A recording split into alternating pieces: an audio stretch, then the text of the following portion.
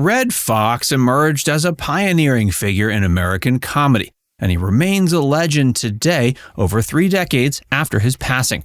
His career, spanning multiple decades, showcased a unique and boundary-pushing comedic style that distinguished him.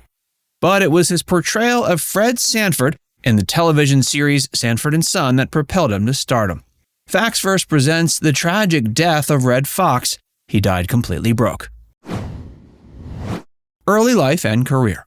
Redd Foxx, born John Elroy Sanford on December 9, 1922 in St. Louis, emerged as one of the most influential and groundbreaking comedians of his time.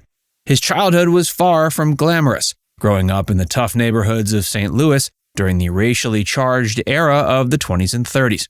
Raised by his mother, Mary Hughes, he experienced the challenges of poverty and racial discrimination early on. Despite the difficulties, he displayed an early interest in entertainment and humor, using comedy as a coping mechanism for the hardships he faced. His journey into show business was unconventional. At a young age, he dropped out of high school and found himself working odd jobs. One of his early gigs was as a dishwasher, where he earned a reputation as quick-witted and humorous. It was during this time that he adopted the nickname Chicago Red, a nod to his wit and the city that later became a significant part of his career. The nickname stuck, and Chicago Red's comedic talent gained attention locally. His sharp humor and ability to connect with audiences made him a standout performer, and he soon found himself working alongside another rising star, Detroit Red. Little did they know that their paths would diverge, with Detroit Red later becoming the iconic civil rights leader Malcolm X.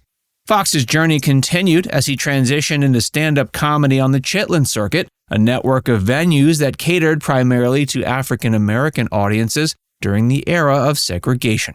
The circuit provided a platform for Black entertainers to showcase their talents and connect with their communities. Foxx's experiences on the Chitlin circuit allowed him to hone his craft and develop the edgy, boundary-pushing humor that later defined his career. He distinguished himself on stage with his irreverent and risqué style, tackling taboo subjects with a brazenness that set him apart from contemporaries. His performances were laced with adult humor, and his quick wit and sharp observational skills left audiences in stitches. He fearlessly delved into topics often considered off-limits, pushing the boundaries of comedic expression during a time when societal norms were more conservative. His breakthrough came in the 50s with the release of comedy albums like The Laff of the Party and Lovable Labels, which showcased his comedic genius. Fred G. Sanford and other characters. Redd Foxx's transition from the Chitlin circuit to film and television marked a big chapter in his career, solidifying his status as an icon and showcasing his versatility. One of the highlights of his career was his memorable role in the groundbreaking sitcom Sanford and Son. Sanford and Son premiered in 1972 and cast Redd Foxx as Fred G. Sanford, a junk dealer in the Watts neighborhood of LA. His portrayal of the cantankerous yet lovable Fred earned him widespread acclaim and made the show a massive success.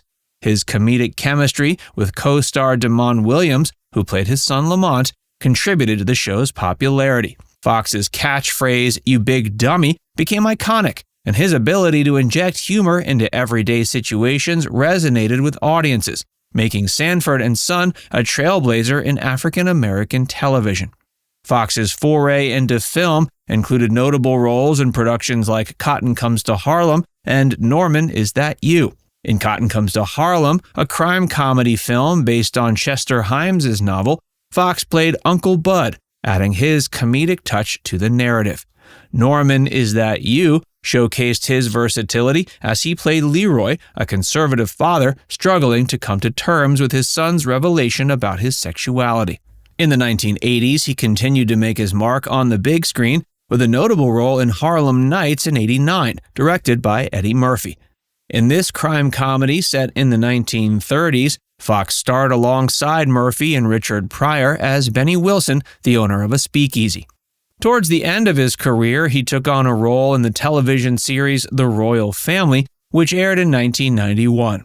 The show featured Foxx as Al Royal, the patriarch of a middle-class African-American family living in LA. Unfortunately, his time on the show was cut short due to his untimely death in 1991. The show faced the challenge of addressing Foxx's absence, and his passing had a profound impact on both the cast and fans. His contributions to film and television underscored his comedic brilliance and ability to connect with audiences across various mediums. He died completely broke. Redd Foxx's life was marked not only by his immense comedic talent, but also by financial struggles that eventually contributed to a tragic end. Known for his lavish spending habits, Foxx faced numerous troubles with the IRS, leading to a cascade of financial woes. His penchant for extravagant living and an indulgent lifestyle strained his finances, resulting in mounting debts and legal complications. His issues with the IRS reached a critical point when the agency had to step in and confiscate many of his possessions to settle his outstanding tax debts. The confiscation of his assets, including cars, jewelry, and other luxury items, served as a stark reminder of the financial challenges he faced despite his success in entertainment. In addition to his financial struggles, he battled health problems, a combination that proved a deadly mix. He suffered from heart-related issues, and his health deteriorated over the years. His lifestyle choices, including smoking and excessive drinking and occasional drug use, likely exacerbated his medical conditions. Tragically, his health took a severe turn for the worse while on the set of The Royal Family. During filming, he experienced a heart attack, a culmination of the strain on his body and the toll his lifestyle had taken. The sudden medical emergency halted production, and Foxx was rushed to the hospital for treatment.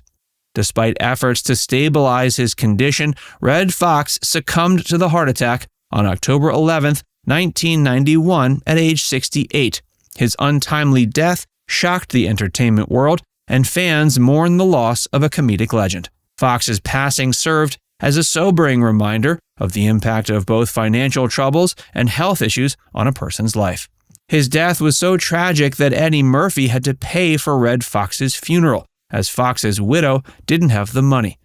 Sadly, the press surrounding Foxx's death often focused on his financial troubles and his irresponsible spending. But in the years since his passing, there's been a new focus on his career and his achievements. His legacy endures through his groundbreaking contributions to comedy, but his tragic end highlights the challenges he faced offstage. While Foxx's comedic brilliance brought joy to millions, his personal struggles and eventual demise underscore the complexities that can accompany a life in the spotlight. Now it's time to hear from you. Did you grow up watching Redd Foxx and Sanford and Son? What are some of your favorite memories of the show? Let us know in the comments section below.